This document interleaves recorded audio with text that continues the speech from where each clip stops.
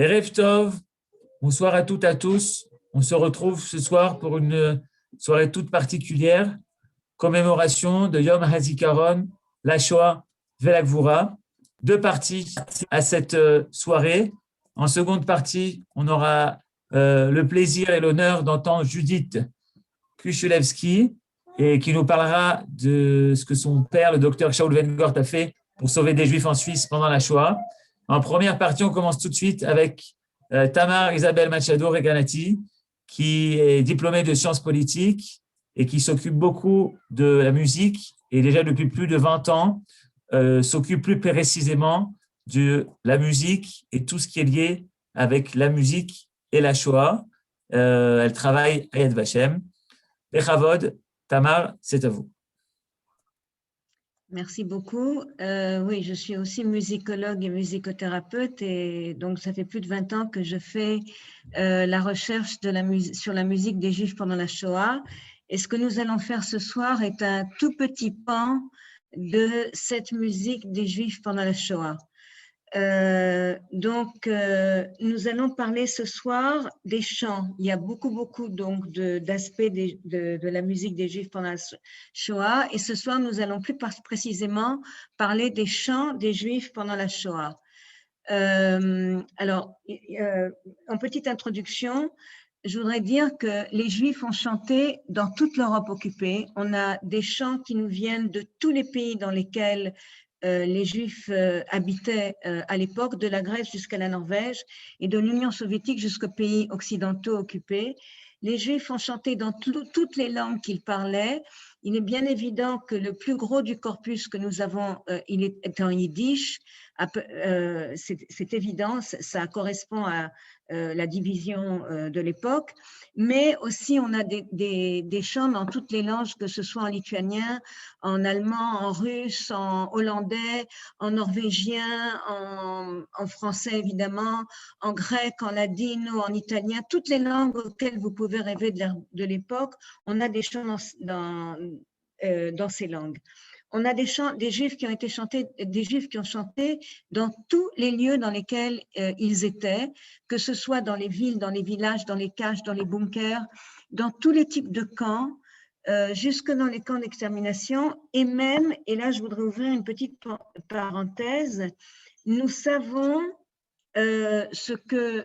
alors je suis très prudente et je vous demande de vous souvenir de cette prudence-là, nous savons ce que certains Juifs ont chanté jusque dans les chambres à gaz. Nous avons des témoignages des Sonderkommando. Les Sonderkommando étaient les Juifs qui étaient obligés par les SS de s'occuper, qui travaillaient donc dans les crématoriums et qui devaient s'occuper des corps des Juifs qui avaient été assassinés dans les chambres à gaz.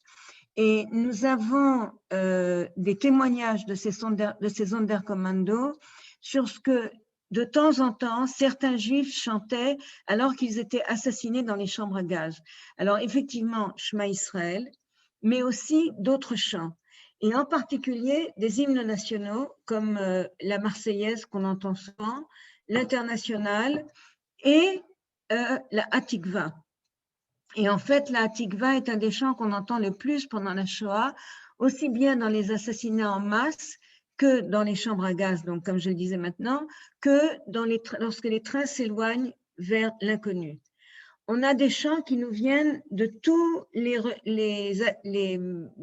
Juifs, de toutes les sortes de Juifs qui existaient à l'époque, aussi bien les plus orthodoxes que les plus assimilés, les Juifs de gauche comme de droite, sionistes ou bundistes, pauvres ou riches, femmes, hommes et enfants. Et évidemment, la question qui se pose, c'est pourquoi chanter en période de génocide?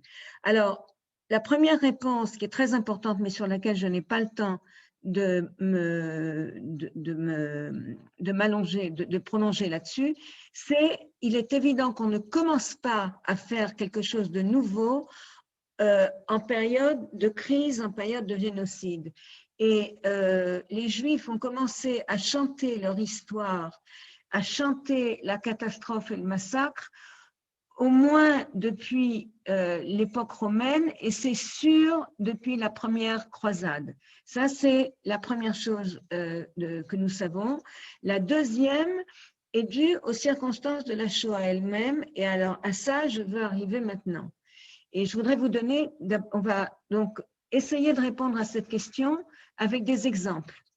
Le premier exemple que je veux vous donner est un chant qui nous vient du ghetto de Treblinka de l'été 1942, probablement la deuxième moitié du mois d'août 1942.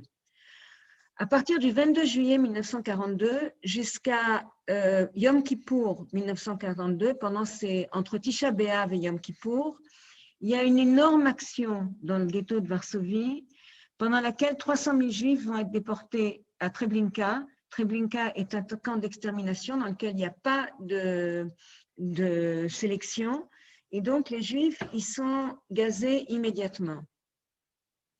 Au départ, les Juifs ne savent pas qu'ils sont déportés à Treblinka, mais petit à petit, par toutes sortes de méthodes, les Juifs, certains Juifs, enfin une bonne partie des Juifs du ghetto, finissent par savoir que c'est à Treblinka et ce qui se passe à Treblinka. En fait, le camp de Treblinka a été ouvert spécialement au départ pour les Juifs du ghetto de Varsovie.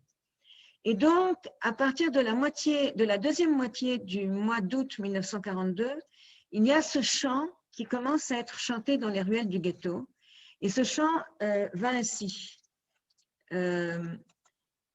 Attendez, non loin d'ici, un petit village, sur la Umschlagplatz. La Umschlagplatz, c'était la place sur laquelle les SS rassemblaient tous les Juifs qui avaient été arrêtés avant de les monter dans les wagons.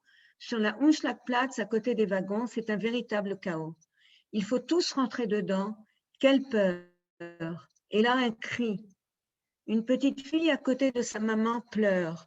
Tu m'as laissée seule. Reste avec moi, maman chérie. Reviens, maminou. Je ne suis jamais restée sans toi. Le village de Treblinka pour les Juifs a été préparé. Celui qui y arrive, y reste à jamais. Pères et mères, frères et sœurs, ils sont poussés dans les chambres de poison et c'est leur fin. L'air, alors je vous dis tout de suite, on a demandé au Rav Botchko si je pouvais chanter pendant cette soirée. Il a accepté. Donc, les chants dont je n'ai pas d'enregistrement, je chante. Donc, l'air de ce chant est un air qui existe d'avant la Shoah. La plupart des chants de la Shoah, pour une raison sur laquelle je reviendrai plus tard, ne sont pas d'airs originaux, mais d'airs qui existaient d'avant la Shoah, sur laquelle on a mis les paroles de la Shoah. Et l'air de ce chant est ainsi. La, la, la, la, la, la, la, la, la, la, la.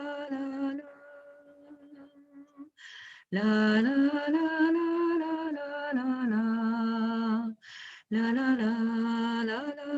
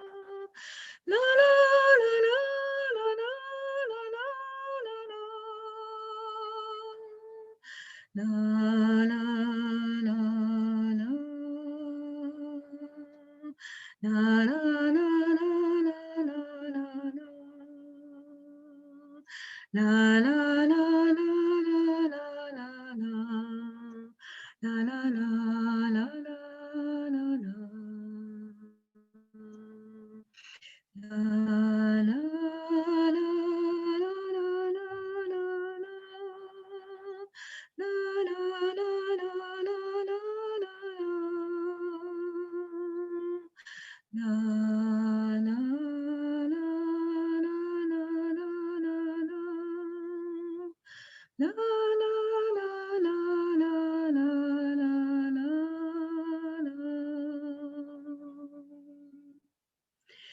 Maintenant, ce chant a été écrit, nous ne savons pas par qui. C'est aussi une des grandes caractéristiques des chants de la Shoah, c'est que la plupart sont anonymes, pour la raison que je vais dire maintenant. Ce chant a donc été écrit, enfin a été créé dans le ghetto de Varsovie pendant la deuxième moitié du mois d'août 1942. Mais dans les conditions dans lesquelles ce chant a été écrit et chanté, donc dans des conditions d'horreur absolue, d'accord, ce chant va jusqu'à la fin de la Shoah, alors que les Juifs n'ont pas de téléphone, n'ont pas de radio, n'ont pratiquement pas de journaux. Ce chant va se disséminer dans toute l'Europe. On a des témoignages comme quoi ce chant est arrivé en Biélorussie, ce chant est arrivé en Roumanie, ce chant est arrivé en France, ce chant est arrivé en Allemagne. De nouveau, alors que les Juifs sont assassinés par dizaines de milliers tous les jours, ce chant va voyager dans les camps, dans des ghettos, par-delà les barbelés. D'accord? Et ça, c'est la grande propriété du chant. C'est-à-dire que ce chant nous raconte une histoire, d'accord? J'ai 17 versions différentes de ce chant. Il raconte des histoires différentes, mais toujours la déportation vers Treblinka. J'ai le témoignage d'une femme qui s'appelait Shoshana Kalish, qui est décédée depuis, qui était une juive de Hongrie qui a été déportée donc en avril 1944, d'abord à Auschwitz et ensuite dans un camp Peterswaldau en Hongrie, en Allemagne, excusez-moi. Et c'est lorsqu'elle est en Allemagne, dans ce camp en Allemagne, qu'elle entend des juifs polonaises chanter ce chant et qu'elle entend pour la première fois parler de Treblinka, alors que Treblinka n'existe plus depuis un an, depuis qu'il y a eu la révolte dans le camp de Treblinka et que le camp a été rasé à la suite de la révolte. D'accord? Donc, c'est absolument extraordinaire ce que le chant peut faire. Le chant est un moyen de transmission absolument incroyable. Je vais vous donner d'autres exemples. Voilà, ça, c'est des photos de la Umschlagplatz, donc qui est décrit dans le camp, la Umschlagplatz du ghetto de Varsovie. Et ça, ce sont des Juifs qui sont déportés en août 1942 vers la Umschlagplatz. Alors ici, nous avons un autre chant. Ce chant, comme vous le voyez, n'est pas le chant de Treblinka a été écrit en yiddish, bien évidemment. Ce chant n'est pas écrit en yiddish, ce chant est écrit en ladino. Ce chant est un chant qui a été créé à Birkenau par un juif de Salonique qui a, lui, par contre, il a survécu, il s'appelait David Chaim. Il est décédé il y a de nombreuses années. Et ce chant dit la chose suivante. 7 jours, nous étions enfermés dans des wagons de bêtes. Effectivement, 7 jours et 8 nuits, c'est le temps que prenaient les trains pour arriver de Salonique à Birkenau. Et une seule fois, on nous a laissé respirer de l'air frais.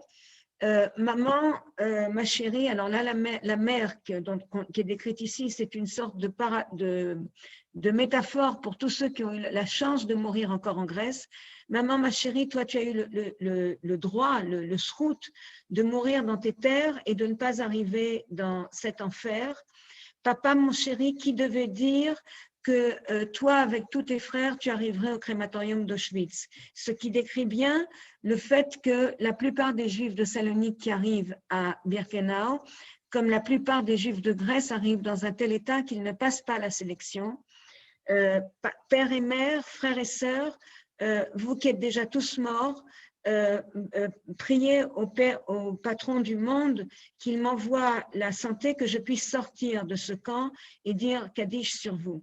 Alors, j'aurais aimé qu'on entende un enregistrement de ce Netzol, ce survivant. Il chante ici les 2 premières strophes du chant. 7 días encerrados en vagones de Bemas. Una vez a los 3 días vos quitaban a Yereal. Una vez a los 3 días vos quitaban a Yereal. Madre mía, mi querida, ya tuviste desde hijos de morirte en tus tierras y no pasaste por el Oluk, de morirte en tus tierras y no pasaste por el Oluk. Alors, ce chant, on peut le trouver, c'est très difficile de le trouver. Il y a quelqu'un qui pose la question. On peut le trouver dans un film qui a été fait justement sur les prières des Juifs de Salonique. Je vous donnerai je mettrai sur le lien de l'Ilmod je demanderai à Johan de mettre sur le lien de l'Ilmod et de Midreshet Manitou. Alors, je reviendrai après sur les Juifs de Grèce dans les camps. Je voudrais, avant de parler exactement de ces chants comme moyen de communication, je voudrais vous donner un dernier exemple de ce style de chant. Voilà un chant qui est écrit en yiddish de nouveau et qui nous vient de Lituanie. Vous savez que les Allemands rentrent en Lituanie en juin 1941 à la suite de la campagne Barbarossa quand ils attaquent l'Union soviétique. Et ce chant décrit une situation absolument épouvantable, qui est une situation qui malheureusement a correspondu à une terrible réalité, quand des parents d'enfants juifs se rendent compte que les enfants seront plus en sécurité, non pas avec eux, mais avec de parfaits étrangers. Alors je vous lis le chant. Dans un petit village lituanien éloigné, dans une maison à l'écart. Alors, j'ai mis en rouge, on n'a pas le temps d'en parler, mais des termes sur lesquels on peut faire des comparaisons avec d'autres termes dans le chant et faire toute une analyse à partir de ces termes, de ces mots-là. Donc, dans un petit village lituanien éloigné, dans une maison à l'écart, au travers d'une petite fenêtre, des petits enfants regardent, des petits enfants à la tête blonde, des petites filles aux tresses claires. Et avec eux observe 2 yeux noirs, des yeux noirs pleins de charme, un petit nez, des cheveux noirs et ondulés, des lèvres à embrasser. Sa mère l'a amené ici, enveloppé dans l'ombre de la nuit. Elle l'a embrassé, pleurait, gémit, et doucement lui a dit « Dès maintenant, mon enfant, tu restes ici. Souviens-toi de ce que je te dis. Ici, je te cache quelque temps parce que là-bas, ta vie est en danger. Joue bien avec les autres enfants. Sois calme, gentil et sage. Pas un mot en yiddish, pas un chant en yiddish. À partir d'aujourd'hui, mon enfant, tu n'es pas juif. » L'enfant l'a supplié. « Maman, je veux être avec toi, ne me laisse pas. » Il tremblait et pleurait. Ses yeux rougis par les larmes, sa mère embrassa sa petite tête, mais il cria « Non, non, non, je ne resterai pas seule. » Elle le prit par la main et d'une voix tremblante comme avant à la maison, l'endormit rapidement. Elle lui promit beaucoup, mais n'a rien tenu. Malheureuse, solitaire et terrorisée, elle l'a laissé et s'en est allée. Une maison étrangère pleine de gens. Il va et vient, seul et silencieux. Tout lui est étrange. Son rire est un événement rare. Les voix et les sons lui sont étrangers. Étrangère la langue dans laquelle on lui parle. Même son prénom Vassiouk lui est étranger. Et son jeune cœur est ferme. La mère s'en va, se parle à elle-même. Dehors, il fait noir, froid et tard. Le vent la frappe au visage. Mon Dieu, aie pitié de mon enfant, comme de Moïse sur le fleuve. Seule, délaissée au gré du vent, elle laisse son fils unique. Alors, de nouveau, je n'ai pas d'enregistrement de ce chant. Et l'air de ce chant est La la la la la la la. La la la la la la la. La la la la la la la la. La la la la la la la. La la la la la la la. La la la la la la la.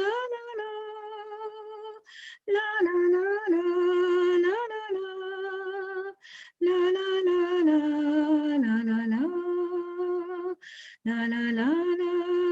la la la. La la la la la la la. La la la la la la la. La la la la la la. La la la la la la la la. La la la la la la la. La la la la la la la. La la la la la la la. La la la la la. Alors, ce chant, j'ai de nombreux témoignages. Attends, Johan, tu n'enregistres pas? Si, tout est enregistré. Tamar, est-ce que vous pouvez vous déplacer à côté du routeur parce qu'on ne vous entend pas toujours, on ne vous voit pas toujours. Vous êtes au plus proche de l'Internet? Et la question est de savoir, voilà, la question est de savoir pourquoi on raconte une histoire par le chant. J'imagine que là, vous êtes 117 personnes.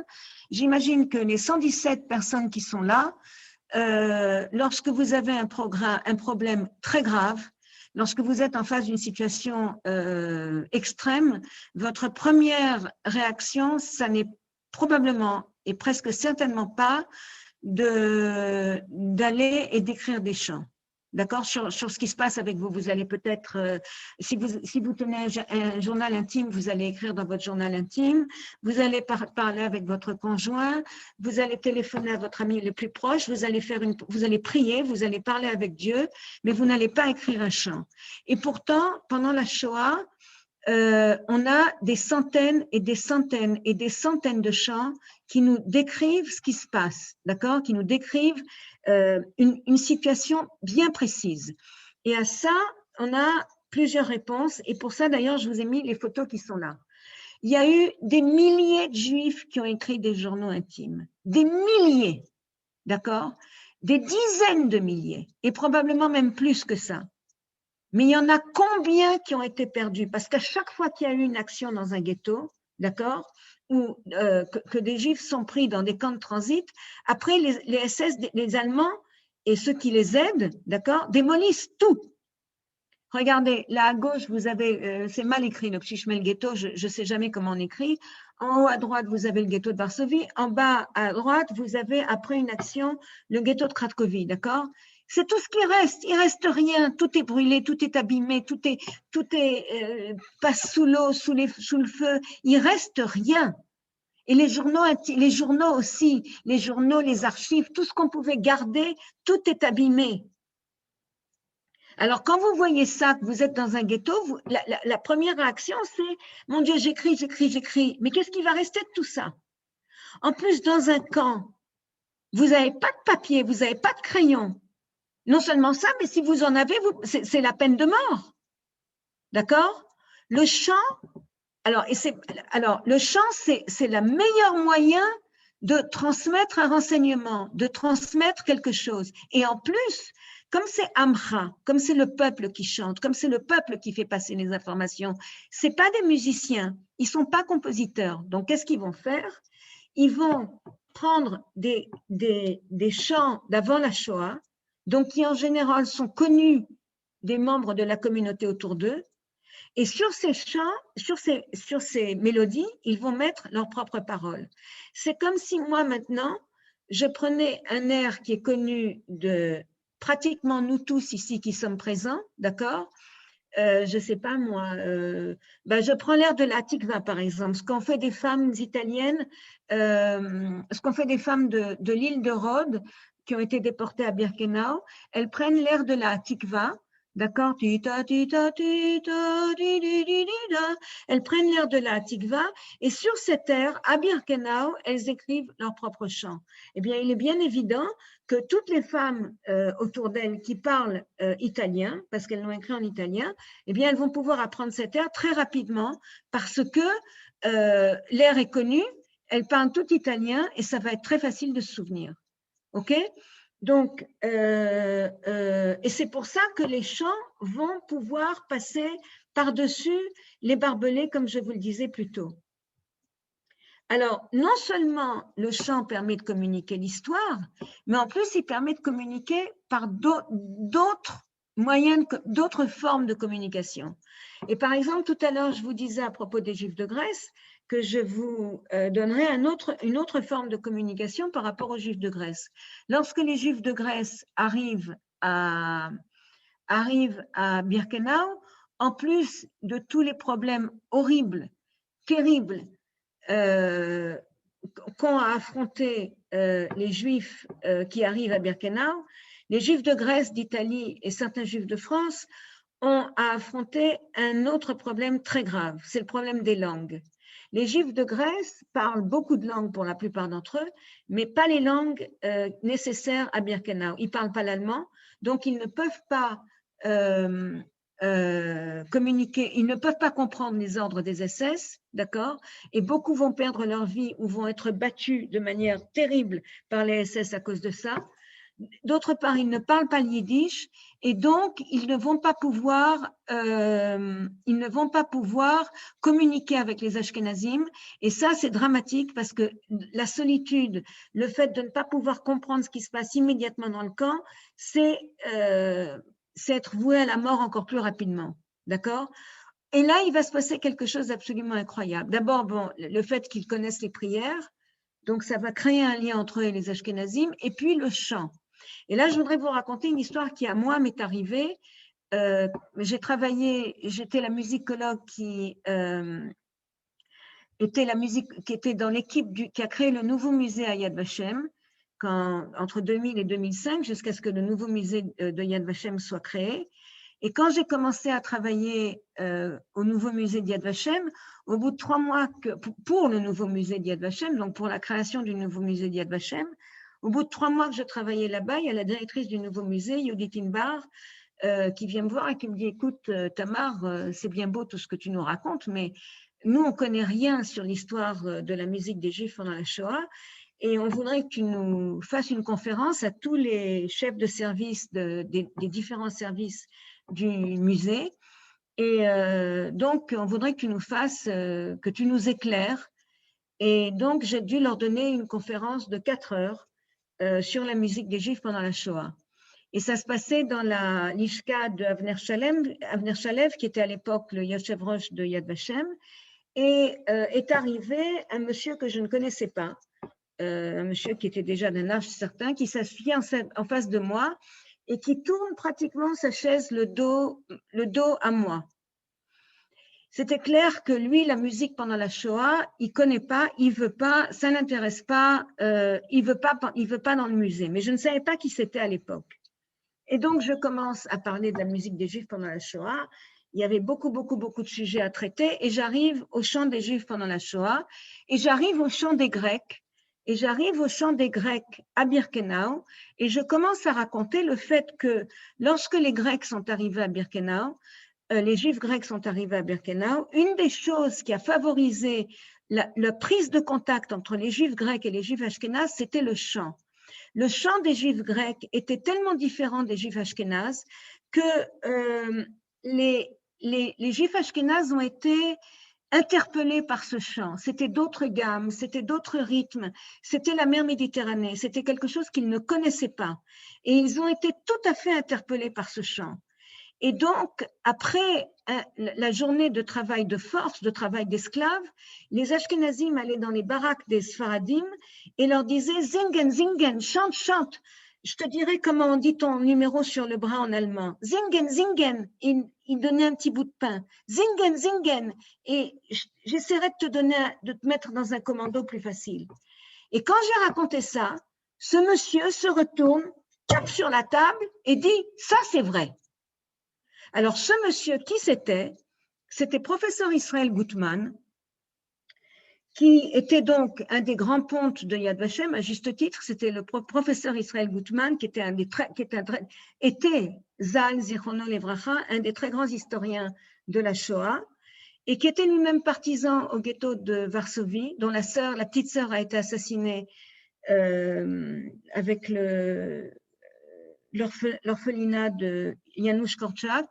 Et lui, il a donc combattu pendant la révolte du ghetto de Varsovie. Il a été blessé, il a été déporté à Majdanek, et de Majdanek, il a été déporté à Birkenau au moment où les Juifs de Salonique arrivent.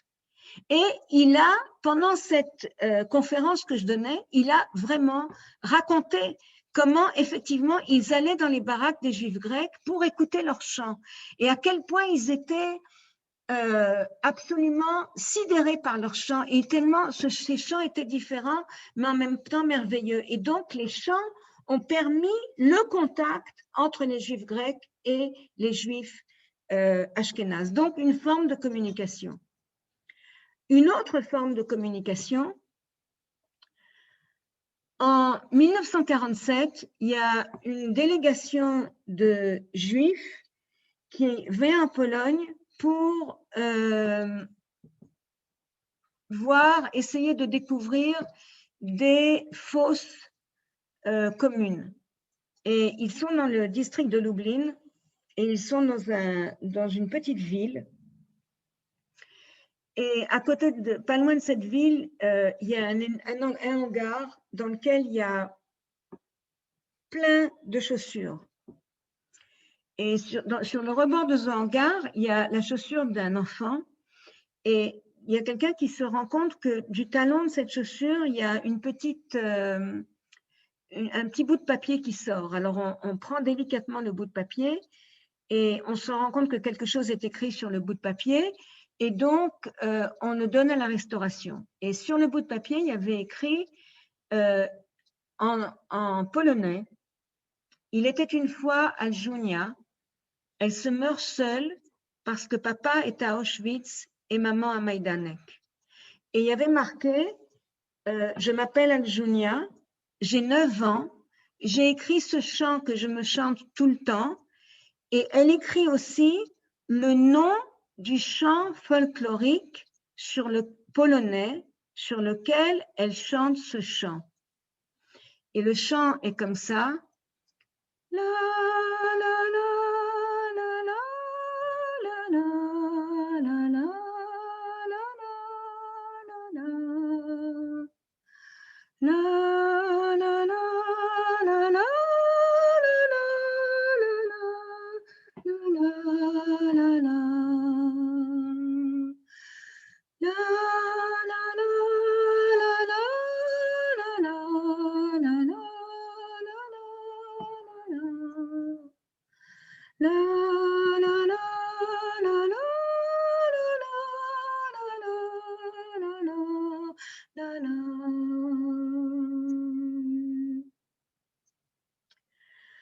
Alors, voilà une petite fille de 9 ans qui sait sans aucun doute qu'elle va mourir. Elle est seule. D'où est-ce qu'elle sait que papa est à Auschwitz, maman à Majdanek? Ça, on n'en sait rien. Peut-être que c'est les 2 noms de camps qu'elle connaît. D'un autre côté, comme elle est dans le district de Lublin, elle doit probablement connaître l'existence du camp de Majdanek. Elle sait qu'elle va mourir. Elle a dû avoir un mal fou pour trouver un bout de papier et quelque chose pour écrire dessus. Elle a décidé qu'elle voulait laisser quelque chose d'elle-même après sa mort. Et elle a décidé que ce serait ce chant qu'elle a elle-même créé. Déjà l'idée de créer un chant sur un air qu'elle a dû apprendre en tant qu'enfant. Cet air d'ailleurs, c'est une comptine polonaise qui raconte, alors cette comptine polonaise, elle a plusieurs versions. La version la plus connue, c'est un chant polonais qui raconte l'histoire d'un roi avec sa fille, la princesse, et une fée. Et d'ailleurs, son chant à elle, Aljunia, commence comme un conte de fées. Il était une fois Aljunia. c'est comme il était une fois, d'accord? C'est vraiment un conte de fées. Et puis ensuite, on passe au cauchemar d'un présent qui ne se finit jamais. Elle se meurt seule parce que papa est à Auschwitz et maman à Majdanek. Donc, cette petite fille de 9 ans a décidé qu'elle voulait laisser quelque chose d'elle-même après sa mort. Et ce quelque chose, c'est son chant. Elle l'a écrit sur ce papier et elle a décidé de faire un trou dans sa chaussure et de cacher ce papier dans sa chaussure. Et elle a dû probablement souhaiter que quelqu'un trouve ce papier après sa mort. Ce chant, c'est sa manière de communiquer, de dire qu'elle a existé, elle, petite fille de 9 ans, avec toute la force qu'elle pouvait avoir. Ça devait être une petite fille qui devait avoir une sacrée personnalité.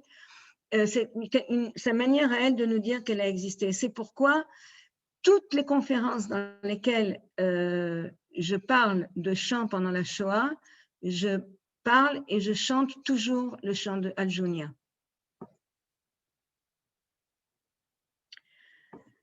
Maintenant, j'en arrive au chant de Shalom Katz qui... Non, alors je ne vais pas parler du chant de Shalom Katz, je suis désolée parce que nous n'avons pas beaucoup de temps et que je voudrais encore parler de 2 sujets. Le chant de Shalom Katz, pour ceux qui n'ont pas vu la promo, j'en parle dans la promo extraordinaire qu'a fait Johan. Donc, vous pourrez voir la promo de toute façon. Et je voudrais parler d'un autre type de communication à travers un autre chant. Alors, ce chant, ici, vous voyez, nous sommes à Birkenau et vous voyez le crématorium numéro 4. Et ça, c'est une photo qui a été prise par l'aviation américaine le 13 septembre 1944. Donc là, tout ça, c'est Birkenau. Ici, c'est le camp des femmes. Là, c'est le camp des hommes. Et ici, nous avons alors ici, c'est le crématorium numéro 2, le crématorium numéro 3, le crématorium numéro 4 et le crématorium numéro 5. Le crématorium numéro 1 était à Auschwitz 1. Birkenau, c'est Auschwitz 2. D'accord? Ici, nous avons ce que les prisonniers de Birkenau appelaient Canada. Pourquoi Canada? Parce que Canada, c'était un endroit où il était plus facile de travailler parce qu'on travaillait à l'intérieur. Donc, vous voyez que Canada, vous voyez que les baraques de Canada, surtout celles-ci, sont tout à fait à côté du crématorium numéro 4. Ce qui sépare ces baraques de crématorium numéro 4, c'est ce mur qui a été érigé par les SS parce que les SS ne voulaient pas qu'il y ait quelque communication que ce soit entre les Sonderkommando qui travaillaient dans les crématoriums et les autres prisonniers de Birkenau. Je vous rappelle que les Sonderkommando, c'était les Juifs qui devaient s'occuper, qui étaient obligés par les SS à travailler dans les crématoires et qui devaient s'occuper des corps des Juifs qui avaient été assassinés par les SS dans les chambres à gaz. J'ai les témoignages de 2 Juifs grecs qui viennent du centre de la Grèce. L'une s'appelait Elvira Michaeli, Zichrona Livracha. La deuxième s'appelait Berin Armias, Zichrona Livracha aussi. Les 2 ont été déportés et sont arrivés à Birkenau le 29 avril 1944. Et elles ont été mises dans le commando et ont travaillé dans ces baraques-là, donc tout à fait à côté de crématorium numéro 4. Et elles racontent la chose suivante, toutes les 2. L'une dans un témoignage donné à Yad Vashem, l'autre dans un livre qu'elle a écrit.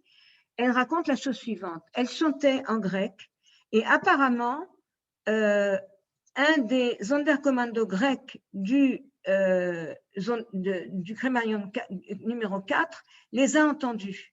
À partir du moment où il les a entendus chanter en grec, il allait à une des fenêtres ici, qu'il ouvrait et à tue-tête en grec, il leur chantait sur des airs d'avant-guerre, il leur chantait. Maintenant, d'abord, il faut préciser que les SS aimaient beaucoup entendre chanter en grec. Donc, même s'ils l'ont entendu chanter en grec, ils ne lui ont rien fait et évidemment, ils ne comprennent pas ce qu'ils chantent. Qu'est-ce qu'ils leur chantent? Ils leur chantent tout le processus de mise à mort. Du moment où les Juifs arrivent dans l'enceinte du crématorium jusqu'au moment où les Juifs sortent en cendres. Comme je vous l'ai dit, les SS avaient interdit tout contact entre les Sonderkommando et les autres prisonniers de Birkenau. D'accord ? Il est bien évident que les prisonniers de Birkenau connaissaient l'existence des chambres à gaz, mais ils ne connaissaient pas le processus. Or, lui chante exactement tout ce qui se passe. Et il leur dit, moi, je ne vais pas survivre. Mais il faut que vous compreniez que si l'une d'entre vous survit, il y a pour ça une seule raison, c'est qu'elle porte témoignage. Et jour après jour, il vient à sa fichue fenêtre, il ouvre la fenêtre et il chante. Et il leur raconte la même chose et il leur dit le même message. Vous devez témoigner. Donc, à travers le chant, il porte un témoignage et donne un ordre qu'il lui est absolument interdit de donner. D'accord ? En fait, il s'agit ici exactement de la même chose qui a été faite par des Juifs, dont des Juifs grecs, 5 Juifs, dont un Juif grec qui, en été 1944, vont, à l'insu des SS, trouver un appareil photo et une pellicule pour prendre 5 photos de ce qui se passe dans l'enceinte du crématorium. Je crois que c'est le crématorium numéro 5, oui c'est ça, 5. Et ils vont prendre 5 photos de ces femmes qu'on projette dans la chambre à gaz et qui sont ensuite sorties pour être brûlées dehors, d'accord? Et ils vont faire passer ces photos, à la résistance polonaise dans le camp, et pour que la résistance polonaise essaye de les faire passer en dehors du camp pour les faire passer à Washington et à Londres. Okay? C'est exactement le même processus. Exactement la même chose. Donc, le chant, c'est aussi… J'ai d'autres exemples, simplement, nous sommes un petit peu pressés par le temps. C'est exactement le même processus. Maintenant, avant d'arriver à un dernier sujet, je voudrais simplement donner 2 témoignages, une juive grecque et une juive ashkénaze du ghetto de Lodz. Chanter au camp, c'était 3 minutes de liberté, 3 minutes pendant lesquelles les SS n'avaient pas le contrôle sur nous. 3 minutes au camp, c'était l'éternité. Et un autre témoignage de Myriam Harel, quand quelqu'un chante, même s'il chante quelque chose de triste, sa tristesse disparaît. Quand on écoute sa propre voix, et tout ça, ces 2 témoignages sont 2 témoignages d'adolescentes. C'est très important de le comprendre. Esther Raphaël était une adolescente de Corfou, dont toute la famille a été décimée à l'entrée du camp. Et Myriam, elle était au ghetto de Lodz et à Birkenau. Elle est pratiquement la seule survivante d'une famille de 80 personnes. Quand quelqu'un chante, même quand il chante un chant triste, sa tristesse disparaît. Il écoute sa propre voix. Lui et sa voix deviennent 2 personnes. D'accord ? Pour une adolescente qui se retrouve totalement seule, d'accord ? Qui vit son adolescence dans la solitude la plus totale, qui n'a même pas de miroir pour se regarder, qui ne sait même plus si elle vit ou si elle ne vit pas. Maintenant, en général, quand je donne des conférences à Yad Vashem, en général devant 20-30 personnes, je pose toujours la question de savoir, en dehors de la communication, quel est, à votre avis, le ou les sujets qui apparaissent le plus dans les chants? Alors là, je ne peux pas vous poser la question parce que vous êtes très nombreux et puis parce qu'on est un petit peu pressé par le temps de nouveau. Mais je vais faire comme si je vous posais la question. Et je vais vous dire ce qu'on me répond en général dans ces conférences. Alors en général, dans ces conférences, on me dit Israël, la famine, l'espoir, l'amour, etc. Et dans ces cas-là, je réponds, vous êtes très, très froid, vous êtes très, très, très loin de la vérité. D'accord? Alors, les gens se creusent la cervelle, je les vois qui réfléchissent, qui réfléchissent, qui réfléchissent. Et alors, ils me disent la famine, la mort, etc., etc. Et je leur dis, vous vous rapprochez, mais vous êtes encore assez loin. Et alors, à ce moment-là, je leur mets ce champ-là. D'abord, je leur montre ces photos. D'accord? Et je leur montre ce champ-là. Lituanie, pays maudit, que tu sois maudit pendant des siècles, que ton sang coule comme tu as fait couler le sang des enfants juifs, que tes fils souffrent comme tu as fait souffrir les enfants juifs. Lorsque tes sombres jours prendront fin, que personne ne trouve ta tombe. Tu pensais que les Allemands te favoriseraient, mais tu finiras au 9e fort. Ce que tu souhaitais qu'il nous arrive t'arrivera à toi. Tu seras enterrée vivante, que tes villes brûlent ainsi que tes villages et tes fermes. Tu mourras comme tu nous as fait mourir jusque dans l'éternité. Le sujet qui apparaît le plus dans les chants de la Shoah, c'est la vengeance. Alors, en général, quand je dis ça, les gens ouvrent des grands yeux et ont du mal à comprendre. Et alors, je leur dis, je leur donne ça comme exemple. Et alors, ça est un chant qui nous vient du ghetto de Kovno, en Lituanie. Et je leur explique qu'en Lituanie, il y avait à peu près 250 000 juifs, non, 210 000 juifs en 1939. 196 000 à peu près ont été exterminés, à peu près 150 000 dans les 6 premières semaines de l'occupation allemande, entre juin et dans les 6 premiers mois de l'occupation allemande, entre juin et décembre 1941, une grande partie par les Lituaniens eux-mêmes. Et dans les 3 premiers jours de l'occupation allemande, à Kovno, puisque ce chant nous vient du ghetto de Kovno, à Kovno lui-même, les Kovnoïens ont assassiné à coups de barre 3000 de leurs voisins juifs. D'accord? Donc, ça, c'est déjà une première réponse. La deuxième réponse tient dans la chose suivante.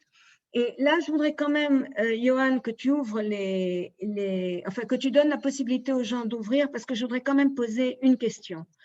La première défaite, grande défaite des Allemands, sur laquelle toute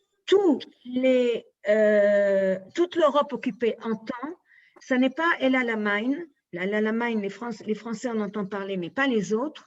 C'est Stalingrad en janvier-février 1943. Et ce que j'aurais voulu vous demander, c'est est-ce que vous savez combien de Juifs étaient déjà assassinés au moment de la défaite de Stalingrad? D'accord? Stalingrad, c'est-à-dire le moment où le vent de la guerre commence à tourner. Est-ce que vous savez combien de Juifs étaient déjà assassinés à ce moment-là? Est-ce que quelqu'un a une idée de combien de Juifs ont déjà été assassinés à ce moment-là? 300 000. 300 000. Non, mais à Stalingrad même. Oui, on était. Je ne dis pas à Stalingrad même, je dis dans toute l'Europe, combien de Juifs ont été assassinés en janvier 1943? 3 millions. 3 millions. 3 millions. 3 millions, 3 millions et demi. 3 millions. C'était 2 millions et demi en alors, parcours, en solution finale. Ok, alors tu peux fermer maintenant. Vous dites entre 2 millions et demi et 3 millions et demi, le chiffre est 4 millions. Ça signifie que 4 millions de Juifs sont morts, ont été assassinés en pensant que c'était fini. D'accord? Que 2000 ans d'histoire juive en Europe étaient fermés, que le monde avait fermé tout. D'accord? Qu'il n'y avait pas, il n'y avait aucune possibilité, il n'y avait rien, il n'y avait plus rien, que le monde s'était entièrement détourné, qu'il y avait, tout était fini. OK? Que tout le monde s'était détourné. Même les partisans juifs étaient assassinés par des partisans polonais, ukrainiens, lituaniens, etc., russes, etc., etc. Il n'y avait plus rien. C'était fini. Alors, pourquoi, et le restant, dans le restant, Il n'y a pratiquement pas de communauté intacte. Les deux seules communautés qui sont encore intactes, c'est la communauté bulgare et la communauté hongroise. Et même la communauté hongroise est plus intacte. D'accord? Donc ça, il faut bien le comprendre. Pourquoi continuer? Pourquoi continuer dans une réalité pareille? Pourquoi continuer dans une réalité pareille? Pourquoi continuer quand vous êtes dans un camp, d'accord, qu'on vous a tout pris, que vous n'avez plus ni femme, ni enfant, ni parents, ni frères, ni sœurs, qu'il y a des appels de 2 ou 3 heures, que vous avez la dysenterie et que la coule sur vos jambes? Pourquoi continuer? Quand on vous a tout pris, une des choses qui va vous permettre de continuer, c'est ce désir de vengeance, de penser que je veux en voir un mort, de penser que je veux voir que je ne veux pas mourir avant de savoir que ça va tourner. D'accord? Et ce chant, c'est un exemple. Pourquoi? Tous les chants du ghetto de Kovno ont été écrits en yiddish, sauf celui-là, qui a été écrit en lituanien. Pourquoi? Alors, en général, on me répond pour que les Lituaniens le comprennent. Non! Tous les gardes du ghetto de Kovno, c'était des gardes lituaniens. Si un garde lituanien entendait ce chant, il tuait le juif on the spot. Ok? On ne va pas perdre la vie pour un chant. Ce chant, ils le chantaient pour eux-mêmes. Quand ils savaient qu'il n'y avait pas de garde lituanien dehors, ils le chantaient pour sentir la haine, parce que ça les aidait à vivre. Et non seulement ça, mais quel est l'air sur lequel ils vont chanter ce chant?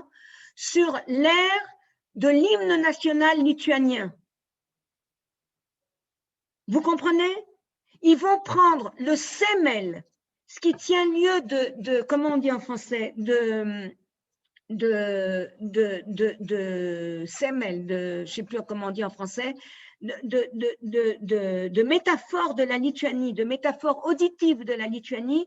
Ils prennent ça comme air et ils composent, créent ce chant de vengeance et ils le chantent pour eux, parce que eux en ont besoin.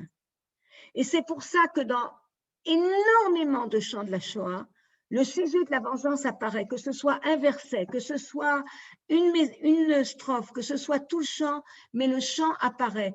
Sur ce, il y a eu peu et ça je veux le préciser, à symbole, Nahon. Sur ce, je veux le préciser, il y a eu peu de cas de vengeance après la Shoah. D'accord, les Juifs étaient occupés à autre chose, les rescapés étaient occupés à autre chose. Mais pendant la Shoah, ça a un rôle extrêmement important. OK? Donc, je vous ai donné un tout petit aperçu, mais vraiment un tout petit aperçu des chants pendant la Shoah et encore un plus petit aperçu de ce qu'est la musique des Juifs pendant la Shoah. La musique des Juifs pendant la Shoah, c'est un sujet énorme. Ça comprend aussi les orchestres et les chœurs dans les ghettos et les camps de transit. Ça comprend la musique qu'ils ont fait dans les camps en secret. Ça comprend les orchestres obligés par les SS. Ça comprend énormément de choses différentes, d'accord? Ça comprend la musique du Troisième Reich. Ça comprend beaucoup de choses différentes. Les chants, c'est un pan, et c'est un pan extrêmement important puisque c'est la musique de Amcha, d'accord, du peuple. Et c'est absolument extraordinaire. Là, je suis en train d'écrire un livre que je voudrais terminer fin décembre sur la musique des Juifs, donc la musique que les Juifs ont créée par leur propre volonté, justement sur les chants, les orchestres et les chœurs dans les ghettos. Je l'écris en français et j'aimerais le terminer en décembre. Et c'est un livre qui sortira chez Alain Michel dans la collection Elkana, j'espère. Donc, quand il sortira, je vous ferai signe. Voilà. Si vous avez des questions, nous avons 3 minutes et demie, 4 minutes. Merci beaucoup, Tamar. Vous pouvez maintenant ouvrir vos micros. C'était vraiment passionnant. Passionnant. C'est à vous.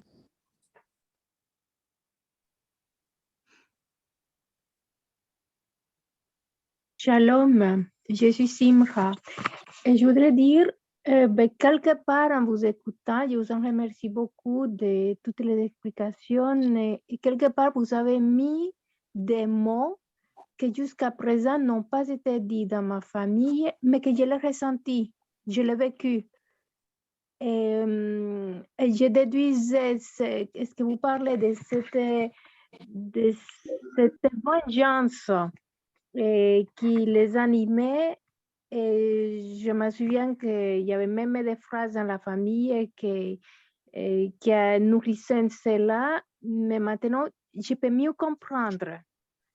Ça vraiment, et en même temps, je me dis, j'ai d'autres discours que j'ai lus plutôt, des romanciers que des gens qui disaient que ce qui les a permis de vivre, c'était l'amour, la Torah, l'envie de retrouver des membres de la famille. Donc, il y a un peu tout cela, mais en plus, il y a l'élément que je vous entends, la vengeance. Et ça, c'est nouveau que ça soit dit. Nahon, tout à fait. Merci beaucoup. Merci beaucoup, madame. Oh, autre question, chers amis? Remarque? Est-ce que je peux dire quelque chose? Il Moi, je suis de Tunisie. En Tunisie, il y a eu les Allemands qui ont pris les Juifs, qui ont fait des rafles pour les Juifs de faire du travail obligatoire.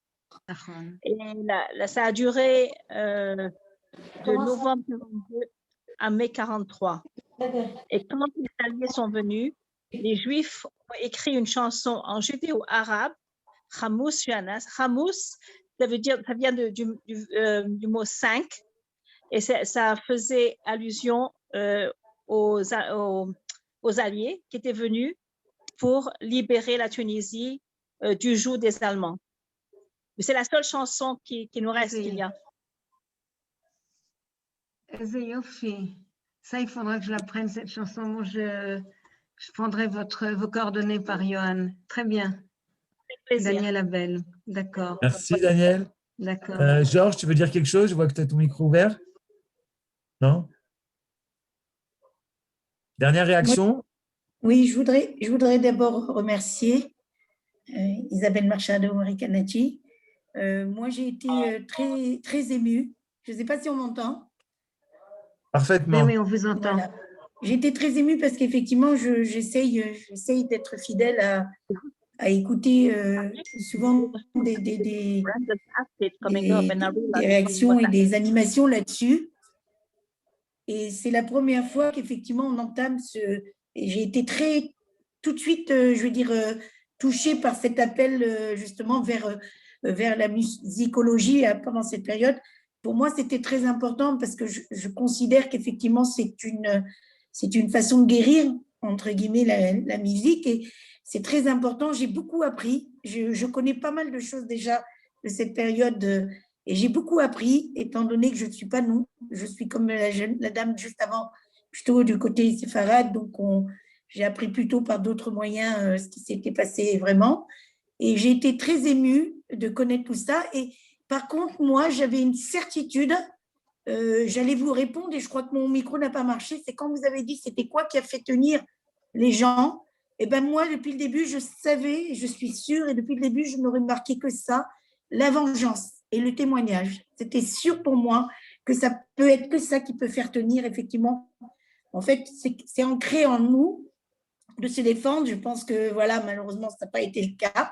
Mais la vengeance et le témoignage, ce sont des choses que, pour moi, j'étais sûre que ça devait le faire. Alors, le faire aussi par des écrits qui, malheureusement, ont beaucoup disparu et de me l'expliquer qu'il y a eu des chants par cette petite fille ou effectivement, par ces autres personnes, moi, ça m'émeut beaucoup. Voilà, que les gens ont pu s'exprimer, et même cette histoire de ce commando qui explique le processus en chantant, je suis extrêmement touchée, quoi.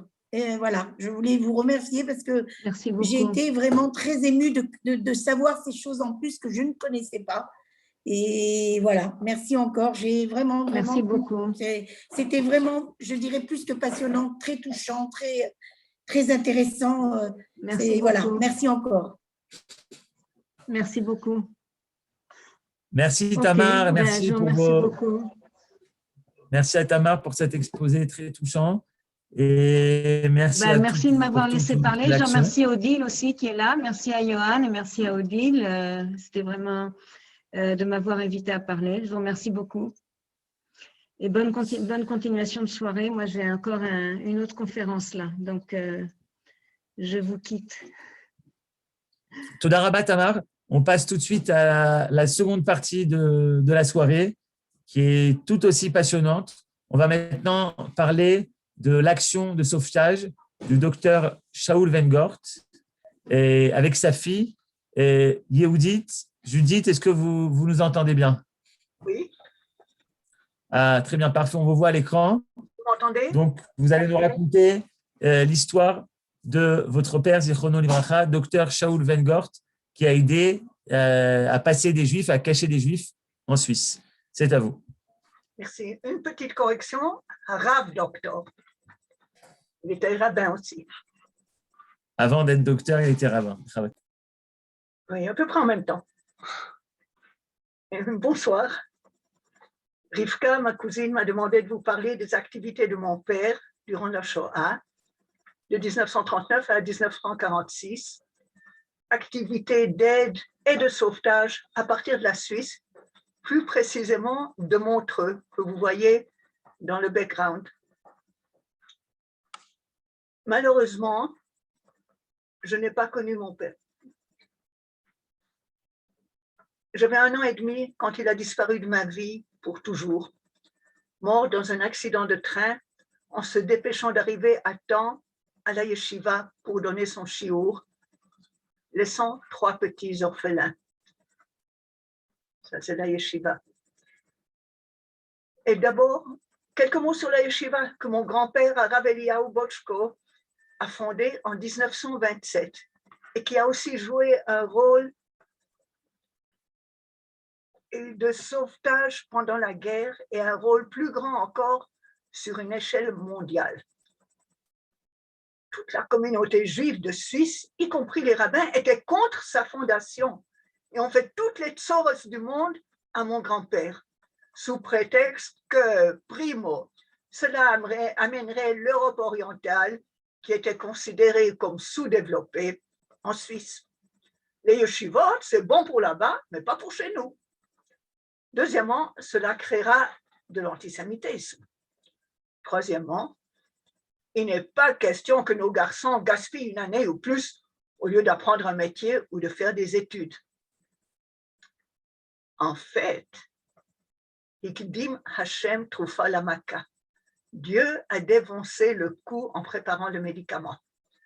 Quand toutes les yeshivot de l'Europe orientale ont été détruites et que leurs maîtres et élèves ont été exterminés, Montreux a ouvert la porte à l'idée de yeshivot en Europe occidentale. La yeshiva fut alors un refuge pour des dizaines ou plus d'étudiants qui ont réussi à fuir et à arriver en Suisse. Un d'entre eux était le Rav Steinman, qui a toujours été reconnaissant à la yeshiva et à la famille du Rav Bochko. Et de même, des années auparavant, le Rav Wolbe, que mon grand-père a convaincu par la suite d'aller dans les grandes yeshivot en Lituanie. Pour en revenir à mon père, quelques mots sur ses origines et comment il est arrivé à Montreux. Il est né en Pologne, à Bilic. Ça, c'est une photo de mon grand-père, la Rav Bochko. La famille de mon père, leur noce de mariage, je crois que c'était de 25 ans, en 1938, si je ne me trompe pas. Et ça, c'est la ville de Bilic, là où il est né. Donc, il est né en décembre 1914, dans une famille chassidite connue. Il était brillant, doué d'une mémoire exceptionnelle et d'une remarquable rapidité de pensée. Sa mère a décidé qu'en plus des études juives, il fallait qu'il fasse aussi des études séculaires supérieures, ce qui n'était pas du tout accepté dans son milieu.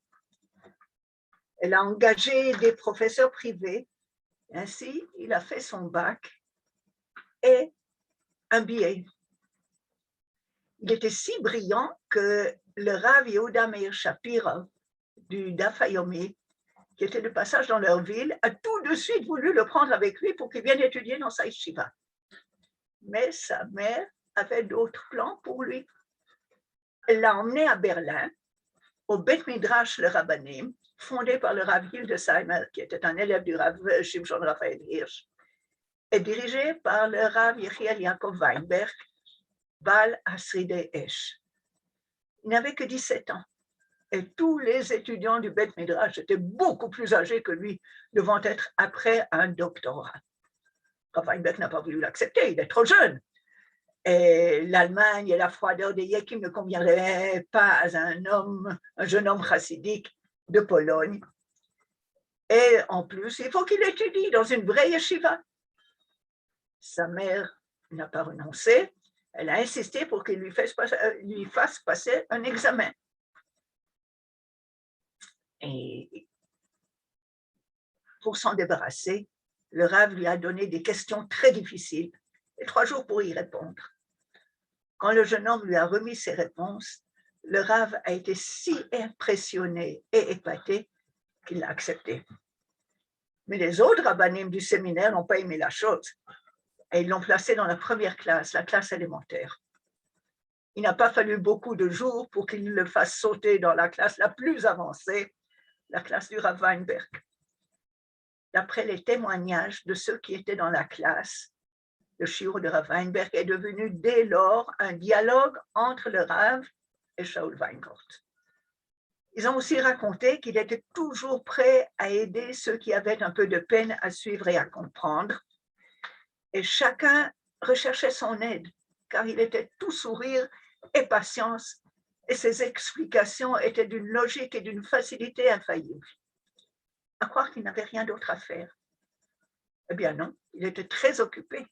Parallèlement à ses études au Beth Midrash, il était inscrit pour des études de doctorat à l'université. Et il s'avère que là-bas aussi, il était le chouchou, tant des profs que des étudiants.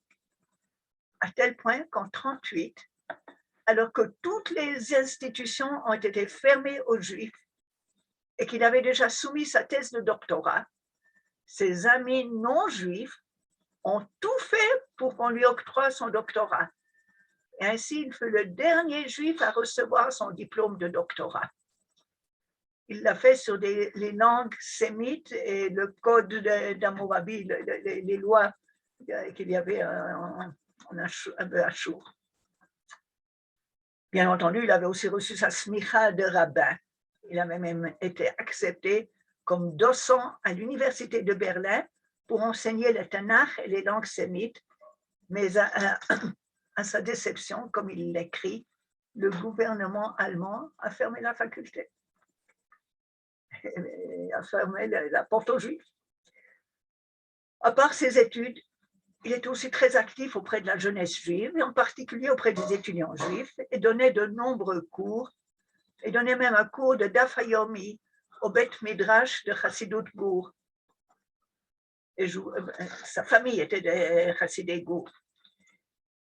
Et j'oublie presque de mentionner qu'il jouait du piano à un niveau professionnel, performant comme soliste dans des concerts.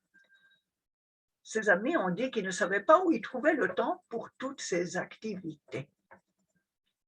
Une petite anecdote. Quand on a proposé le shidur de mon frère, le Rav Evi Weingart, au Rav Yitzhak Levi, son futur beau-père, celui-ci a demandé « Est-ce qu'il est en famille avec le Rav Shaul Weingart ?» Ah, si c'est son fils, je n'ai pas besoin de faire une enquête. Son père venait souvent chez nous le Shabbat et nous étions tous si impressionnés par lui. En été 1938, le Rav Botchko, donc le Rosh Yeshiva, a cherché un shidur pour sa fille unique. Elle voulait un Ben Torah, mais qui soit aussi cultivé, qu'il ait un niveau universitaire.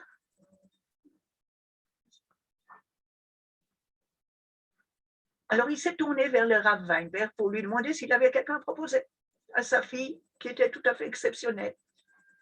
Et tout de suite, le Rav Weinberg lui a répondu « Shaul Weingart ». Ainsi, il fut convenu que le jeune homme aurait un poste d'enseignant à la yeshiva Il est arrivé à Montreux. Ils se sont fiancés le Shmini Atzeret en octobre 1938. Au mois de mars 1939, le Rav Botchko et la fiancée ont voyagé en Pologne pour faire la connaissance de sa future famille. En traversant les frontières, ma mère a raconté qu'on sentait déjà dans l'air la tension d'une prochaine guerre.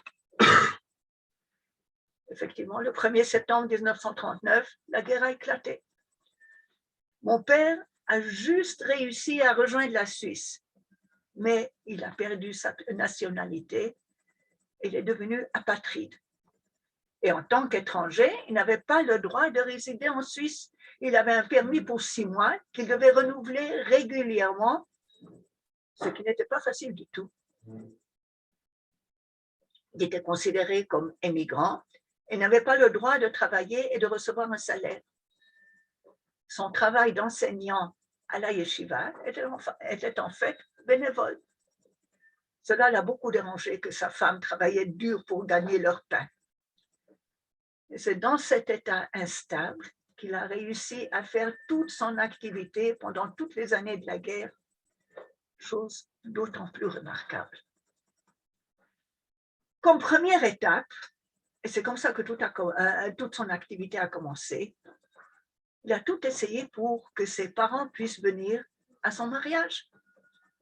Donc, ils se sont fiancés en 1938. Mais rien n'a marché. Ses parents sont arrivés au ghetto de Varsovie. La situation là-bas devenait chaque jour plus catastrophique. D'une part, ses parents le bombardaient de lettres pour qu'il leur envoie des paquets de nourriture. Et d'autre part, ils essayaient de le convaincre de fixer une date pour son mariage, même s'ils n'arrivaient pas à les faire venir. Pour finir, ils l'ont pour ainsi dire forcé à fixer une date. Le mariage a eu lieu Lag BaOmer 1941, après 1 an et demi de vains efforts.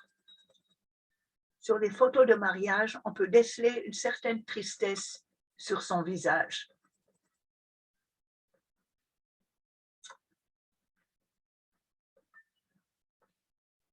Encore une anecdote.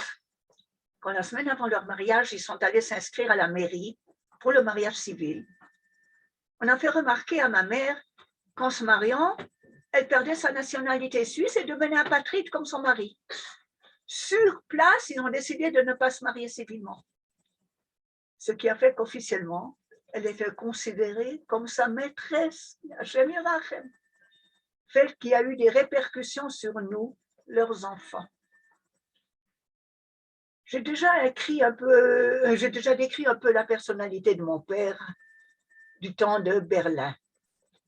Dans la petite ville de Montreux, malgré sa situation précaire d'étranger, apatride, risquant d'être chassé de la Suisse à tout instant, il se mit tout de suite à la tâche de sauvetage grâce à ses qualités d'être actif de façon infatigable, d'être doué d'une rare intelligence et d'une mémoire exceptionnelle, ainsi que doué de qualités humaines aussi exceptionnelles, avec un super sens de responsabilité, non seulement pour sa famille, mais pour tout le peuple juif.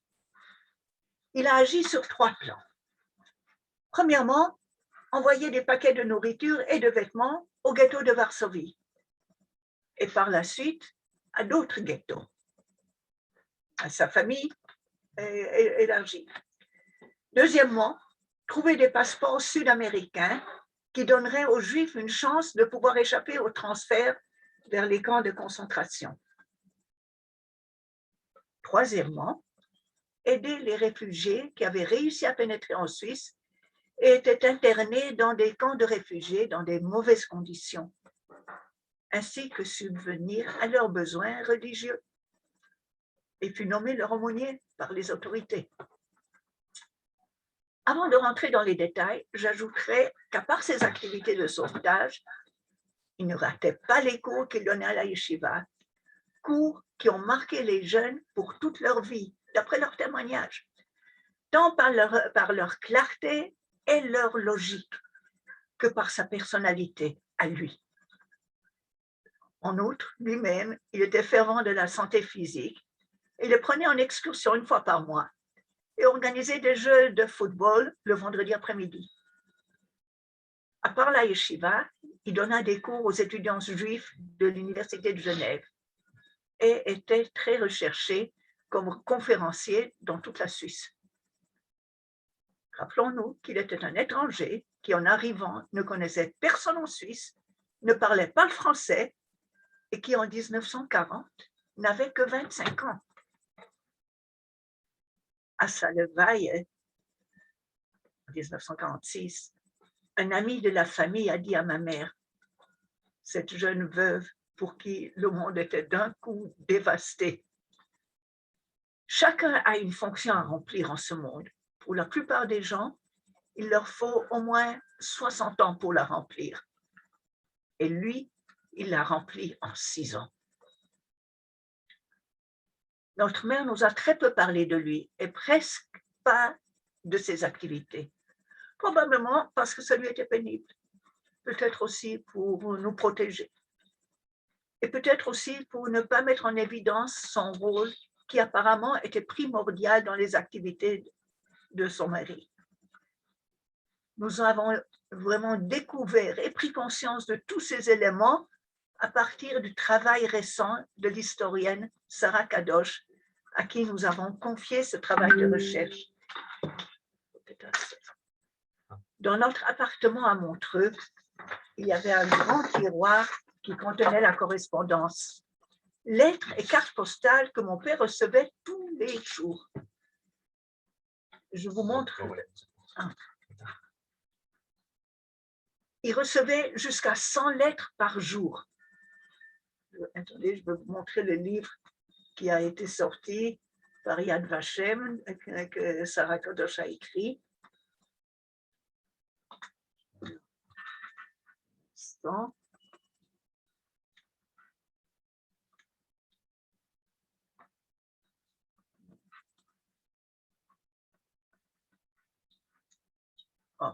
on n'arrive pas.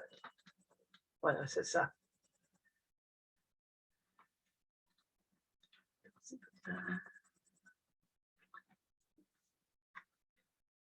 Et donc, dans notre appartement à Montreux, il y avait un grand tiroir qui contenait la correspondance.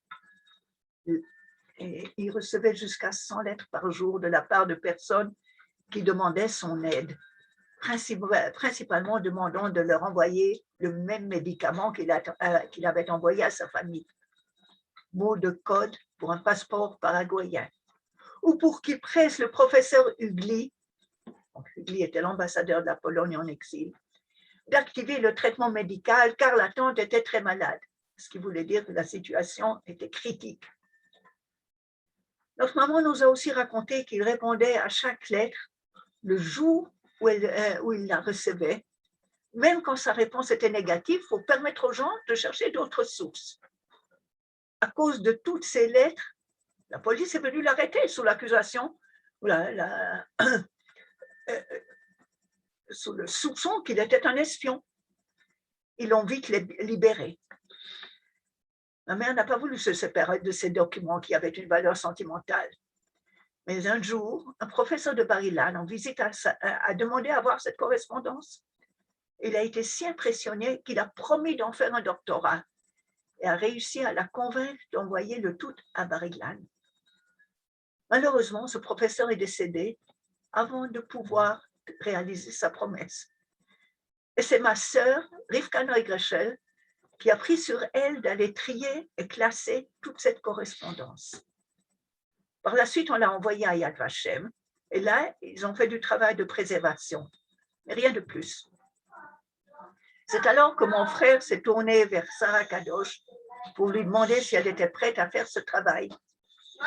Ça lui a pris 11 ans de travail et de recherche intensive et approfondie. Elle a voyagé en Suisse pour étudier les archives à Berne et en France, au camp de Vittel, où les détenteurs d'un passeport avaient été transférés. Sa recherche a ouvert une enclave sur un domaine peu connu et peu étudié, Son livre a été publié il y a quelques mois en anglais par Yad Vashem sous le titre « We think of you as an angel ». Nous vous considérons comme un ange. Une phrase prise d'une des lettres. Pour en revenir aux activités de sauvetage. Alors d'abord les paquets. Ses parents lui décrivent la situation dans le ghetto. Outre les horreurs que les SS commettent dans la rue, il n'y a rien à manger. Les gens meurent littéralement de faim. Toutes leurs économies se sont terminées. Heureusement, sa sœur a trouvé du travail. Son frère a fui dans un autre ghetto pour échapper au recrutement de l'armée polonaise. Or, mon père n'avait pas un sou. Il lui était interdit d'être rémunéré. N'étant pas encore marié, il était gêné d'en parler à sa fiancée. Pour finir, n'ayant pas d'autre choix, il en a parlé. Et mon grand-père a tout de suite pourvu aux besoins. Petit à petit, les besoins ont grandi, au point où il a fallu envoyer toutes les semaines des paquets, et pas seulement pour sa proche famille. Pour cela, il fallait des fonds. Il a fait appel à différentes organisations, tant pour les paquets que pour les passeports, dont je vais vous parler tout de suite. Son cousin d'Amérique, qui dirigeait une de ces organisations, lui envoyait régulièrement de l'argent. Certains paquets ont été envoyés par le Portugal. Sa mère lui demandait aussi beaucoup de superflus comme du chocolat ou du beurre qu'elle vendait au marché noir, au dehors du ghetto, ce qui lui permettait d'acheter des aliments de base pour eux-mêmes. Il y avait aussi les demandes de matzot et des repas minimes. Il est arrivé aussi que les repas minimes sont arrivés après la fête. Quelle frustration après tous les efforts qu'il avait faits. Il y avait aussi des demandes de vêtements, surtout des sous-vêtements. Et c'est avéré que c'était notre mère qui faisait les achats et emballait tous les paquets. Elle ne nous en a jamais parlé. Mais j'ai remarqué à plusieurs reprises combien elle était experte et rapide à emballer des paquets. Certains paquets étaient interceptés et volés par l'ISS. L'envoi de paquets a continué aussi quand ils furent transférés à la prison, on va en parler, et par la suite à Vittel. Son maître, son rab, le rab Weinberg, était aussi dans le ghetto de Varsovie. Et il a même été nommé le rabbin de tout le ghetto, aussi bien pour la reconnaissance de sa grandeur, alors qu'il y avait là-bas les plus grands rabbins du pays, que par le fait qu'il parlait l'allemand et qu'il pouvait communiquer avec le gouvernement allemand du ghetto. Bien entendu que mon père a essayé de pourvoir à tous ses besoins. Ses parents étaient en contact journalier avec le rab. Passons à l'activité des passeports. Apparemment, d'après la recherche de Kadosh, c'est mon père qui a initié cette porte de sauvetage.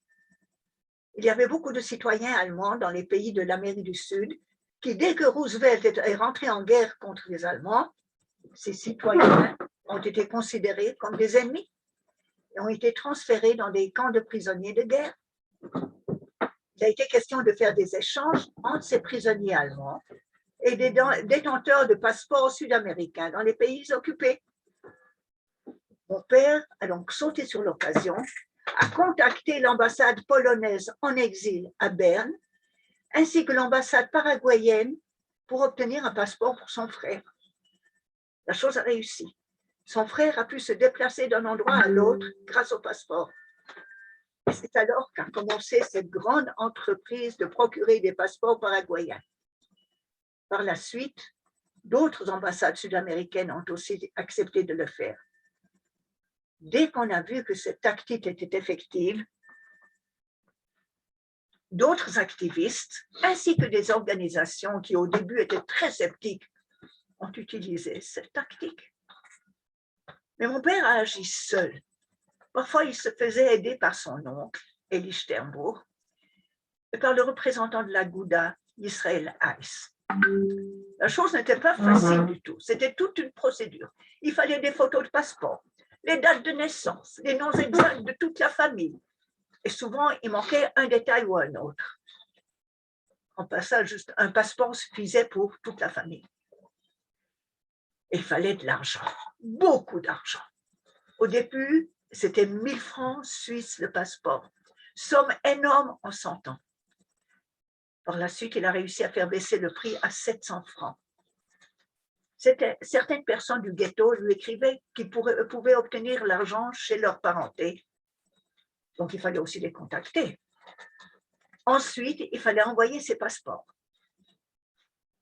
À un moment donné, il s'est avéré que les nazis les interceptaient et par la suite les vendaient. Alors, il a fallu trouver des envoyés qui les apportent directement au ghetto. Et tous le pressaient du ghetto en plaidant l'urgence de la chose. Le 17 juillet 1942, 16 juillet, tous les détenteurs de passeport sud-américain dans le ghetto ont été convoqués et envoyés à l'horrible prison de Paviak, sans raison. Seulement le lendemain, ils ont compris pourquoi. Grande déportation du ghetto vers Auschwitz, après la décision de la solution finale. De la prison, ils pouvaient entendre les cris et les hurlements. Les conditions étaient terribles à la prison. Ils n'avaient rien à manger, mais pour l'instant, ils étaient sauvés. Ils étaient environ 150 personnes. Enfin, après 6 mois, en janvier 1942, ils ont été transférés par un train pour passagers. Ce n'est pas un train de marchandises comme ceux qui allaient à Auschwitz. Donc, transférés à Vittel, au nord-est de la France, un endroit de vacances avec plusieurs hôtels et des beaux parcs. Le tout transformé en camp de prisonniers avec des fils de fer barbelés tout autour. Je vais vous montrer les photos de l'hôtel à Vittel. Voilà, ça c'était l'hôtel Continental où tous ces 150 réfugiés étaient placés. Il y avait aussi d'autres prisonniers de guerre, des Anglais, des Américains dans des autres hôtels. Sa mère a écrit de là-bas. C'était un pseudo-paradis. Ils vivaient tout le temps dans la crainte d'être déportés. Ils étaient limités dans leurs allées et venues. Et ils ne pouvaient pas sortir du camp. Mais il y avait des activités de loisirs. Ils ont organisé les prières et les shiurim, ils recevaient des paquets. Même la Croix-Rouge apportait du manger cachère que des bonnes âmes leur transmettaient. Et tout ça, malgré le fait que le commandant du camp était un grand nazi, un grand rocheux, et a mis en place toutes sortes de restrictions. Et en fait, pour finir, c'est à cause de lui que les gens ont finalement été déportés à Auschwitz et ont été gazés le même jour, sans laisser de traces. Et à cause de ça, il a pris beaucoup de temps à mon père pour être convaincu des faits tragiques. En fait, ce qui s'est passé, c'est qu'en mars 1944, donc 2-3 mois avant la libération, avant la Normandie, tout d'un coup, les pays de l'Amérique du Sud se sont effrayés de la quantité de Juifs qui ont obtenu des passeports, d'une part. Et d'autre part, il semble que la transaction d'échange n'était plus d'actualité. Ils n'ont plus voulu reconnaître la validité des passeports.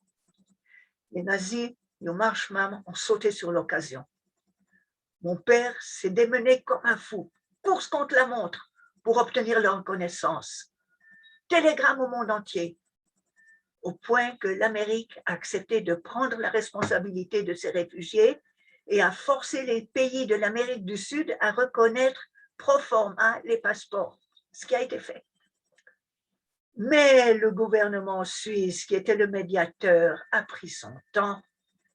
Disons qu'ils n'ont pas saisi l'urgence de la situation. En fait, le gouvernement était connu pour son richesse. Et le commandant du camp a caché dans un tiroir les documents qu'il a reçus. Bref, tout a marché à l'encontre et telle fut la fin. Car hen darkei hashgacha. Mon père ne s'en est jamais remis jusqu'à sa mort prématurée. Il avait tellement travaillé jour et nuit pour tenter de les sauver. Je pense qu'on peut dire qu'il les a rejoints 2 ans après. Il avait alors presque 32 ans. Lev Shanim, la Metbet. Cette semaine, nous lisons dans la paracha sur la mort subite et dramatique des 2 fils d'Aaron, à Kohen, Shayu Tzadikei Elyon. Et je cite, Vayomer Moshe el Aaron, hu asher diber Hashem lemor, bekrovai akadesh, ועל פני כל העם אכבד, וידום Aaron. C'est ce que Dieu a dit de faire dire. Je me sanctifie par ceux qui sont proches de moi, et je suis dur avec tout le peuple. Et Aaron s'est tu. Toute la Suisse l'a pleuré. Ce fut un choc et une perte irremplaçable pour tous. Une consolation, mon père a trouvé dans le fait que les 2 dernières années, de 1942 à 1944, ils n'ont pas souffert comme leurs frères dans les camps de concentration. Au contraire. Une autre consolation était dans le fait que les détenteurs de passeports qui n'ont pas été envoyés à Vittel, mais à d'autres endroits, comme Bergen-Belsen, ont été sauvés. Par ailleurs, ça aussi, ça l'a sauvé, ça l'a monté. Il était extrêmement occupé avec sa 3e activité, s'occuper des réfugiés qui étaient arrivés en Suisse et étaient dans des camps de réfugiés sous le commandement de l'armée, qui a tout fait pour leur rendre leur vie amère.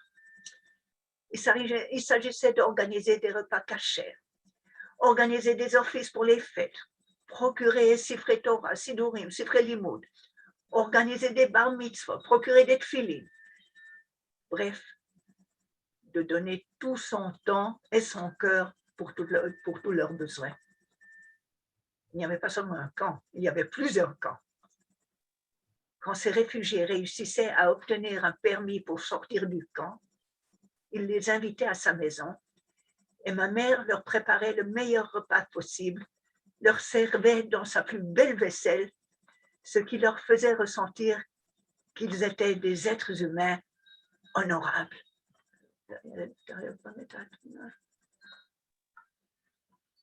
Exemple d'une table qu'elle leur préparait, ça c'est la maison où ils habitaient au 5e étage, ce qu'on appelle aujourd'hui un penthouse.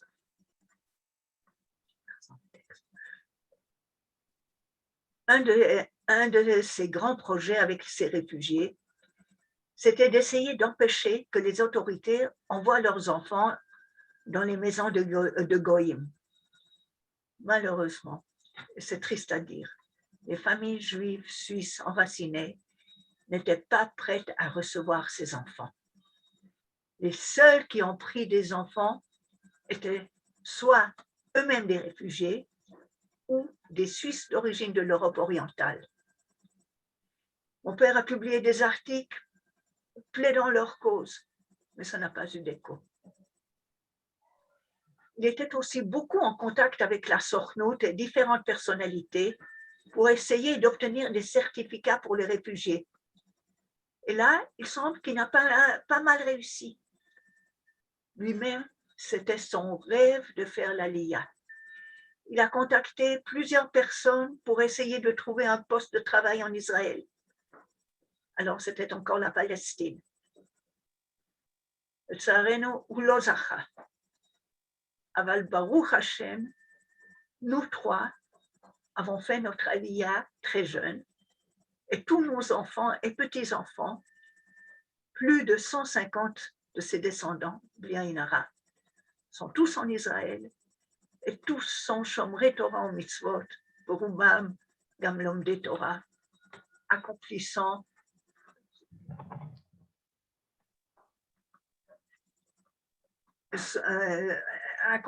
ainsi son testament qu'il n'a pas écrit. Et nous sommes tous si fiers d'être ses enfants et ses descendants.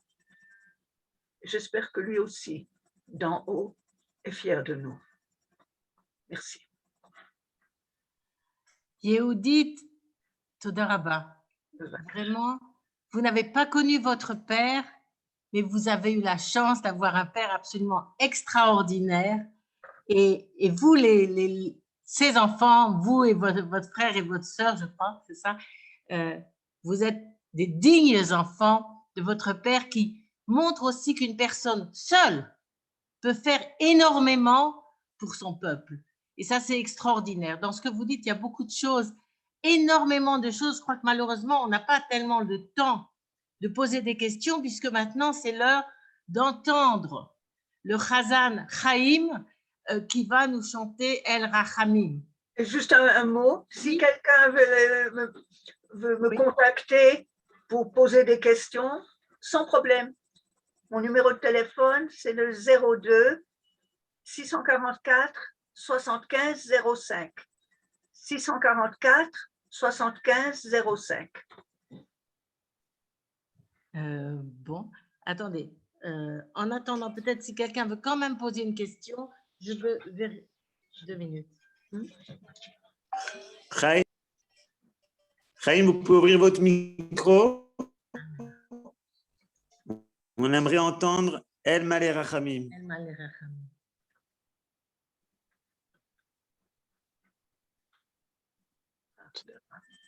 Voilà, on entend? El Malé Rachamim, Shochen Bamromim, Ametze Menucha Nechona Al Kanfei Ashchina במעלות קדושים וטהורים כזוהר הרקיע מזהירים את כל הנשמות של 6 מיליוני היהודים, חללי השואה באירופה שנהרגו, שנשחטו,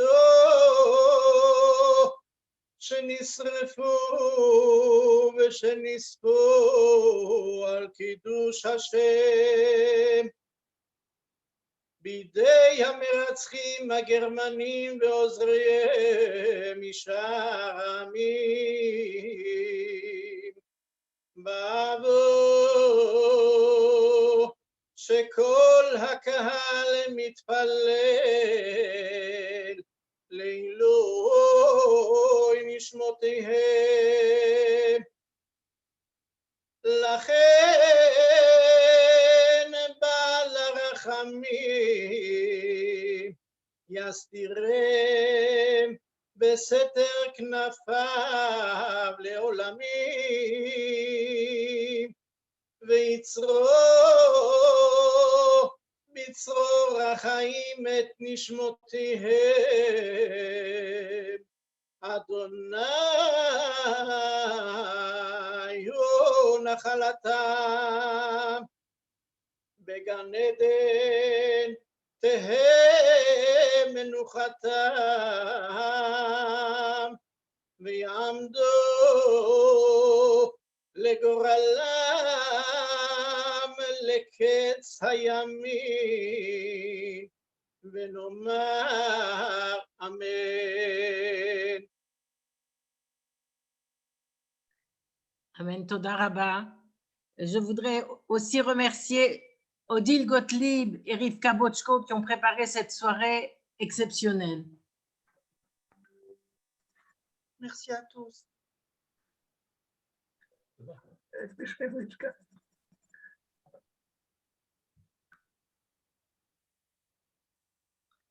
Erev Tov.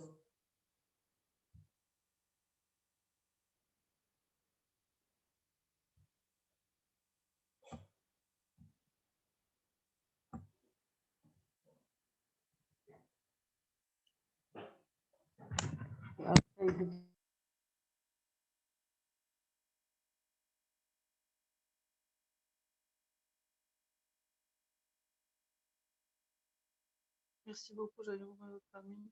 J'allais pas être un peu là.